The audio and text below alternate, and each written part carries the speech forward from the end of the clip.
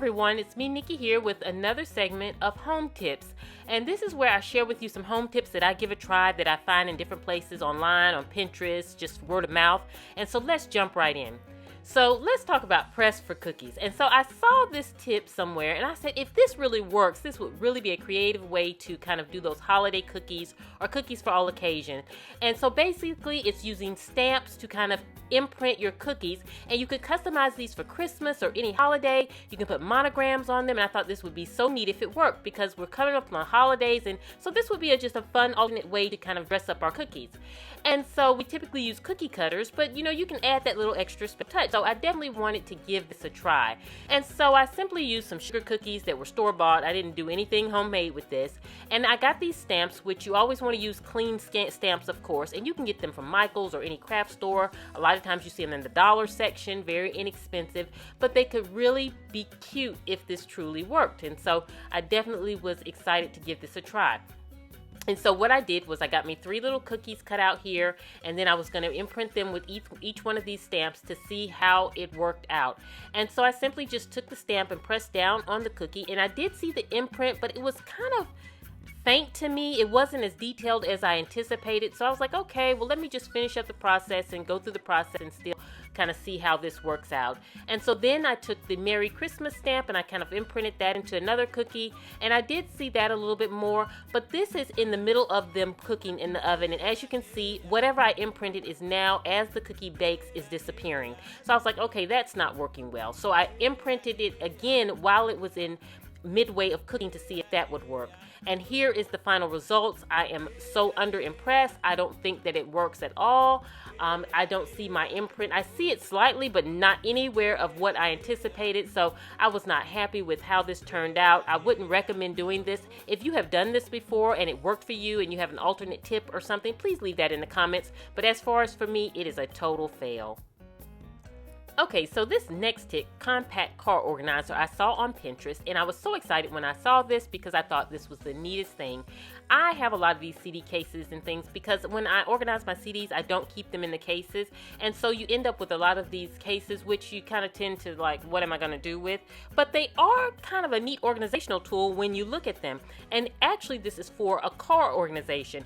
And what I saw on Pinterest was where they took these cases and they made them into little art stations for their kids, so that when they're in the car and they want to draw, they can just pull these out of the glove compartment or out of their little pocket in the car, and they can draw and keep all of their little artsy things in there. I also thought for me, someone who doesn't have little ones, I could use this to keep my registration, insurance card, and all of that in one of these compact disc covers and keep it in my glove compartment. It's very neat and compact and easy to get to. I never had thought about this before, so it's those simple things that we don't think about and how we can reuse things we already have, and so I definitely wanted to pass that on. And we can simply dress it up by using simple scrapbook paper or any type of paper, decorative paper, or even fabric, whatever you want to use to kind of jazz up the outside of your cover. You can make one kid friendly with different colors and make one for each one of your kids. What's great about them also is they're so compact, you can just put them in your purse in case you're at the park or anywhere where your kid is kind of idle and needs something to do, and you can pull it out and have all of their little art supplies in there ready to go. Again, I did this brown one here for my car, and I can stick it in my glove compartment and have my registration ID and things, insurance card and things like that right there in there, organized, neat and orderly, and it makes your car stay organized. And on the inside of the kit for the kids, you just put their colored pencils or crayons, some writing paper. You can customize it how detailed you want. You can even put elastic over it to kind of hold the pins in place if you want. But it's just such a compact and neat way to keep those kind of things in there. If you're a business professional, you can put sticky notes and things like that. But I totally love this idea, and I definitely have this on hand in my car now. Love, love, love. Now let's talk about clearing the ice. And when I saw this tip, I've heard it years ago, but never really tried it.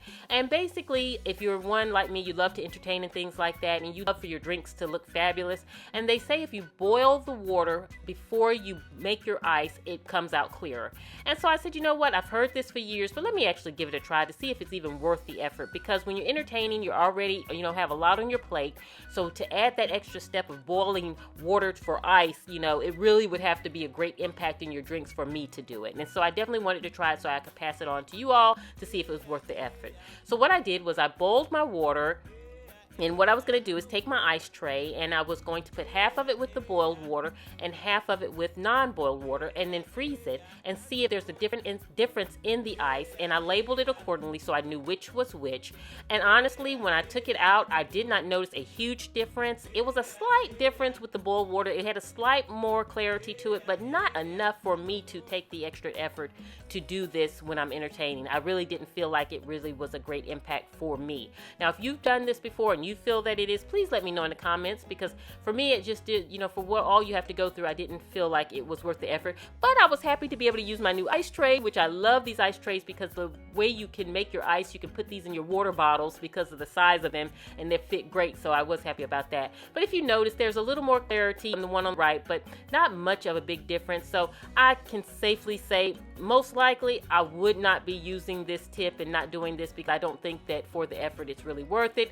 But I was happy to try it out. Totally not impressed, but glad I was able to try it out. I want to thank you all for watching this week's home tips. I thank you for bearing with me as I get back on schedule. I hope you all are doing great, and this is Nikki saying goodbye.